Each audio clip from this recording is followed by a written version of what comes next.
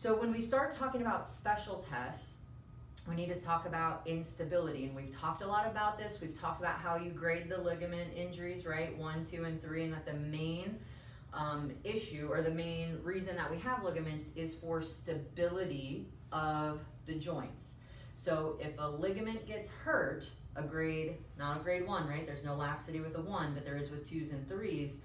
If the integrity of the ligament is hurt to a grade 2, which is greater than 10% damage, we're starting to see some kind of laxity, and we're just looking at the difference in the end feel as we're doing our assessments.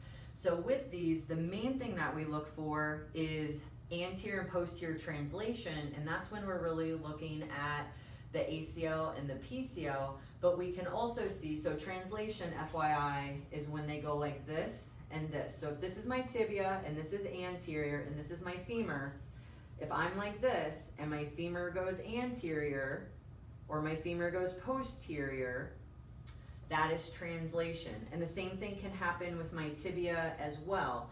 It depends upon what's getting hit. If my tibia is locked in place and somebody knocks my femur anteriorly, see that, how I do that? That's different than if somebody hits my tibia anteriorly, because I'm gonna be hurting 2 different ligaments when I do that. What I want you to think about is this. When we talk about the ACL and the PCL, A means anterior, right? Anterior, is it cruciate or collateral? Cruciate, people are shaking heads in the room, cruciate, okay? Because collaterals are on the outside, like collateral damage, side damage, right? So the outsides, the MCL and the LCL are collaterals. The cruciates are the inside.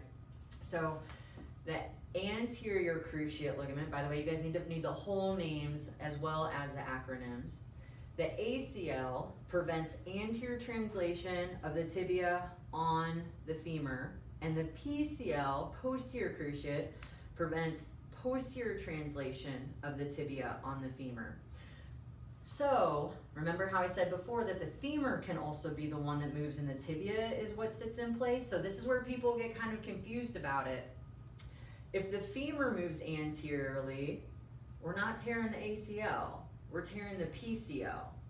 So what I want you to think about is, it doesn't matter what bone's moving, I want you to think about where the tibia ends in relationship to the femur.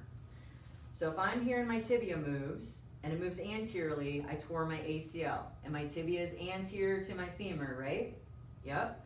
Well, if somebody pushes my femur posteriorly, notice my tibia is still anterior to my femur, so that means I still tore my ACL because the tibia is anterior, okay? So if somebody hits me and my tibia moves posterior, I tore my PCL because my tibia is posterior to my femur.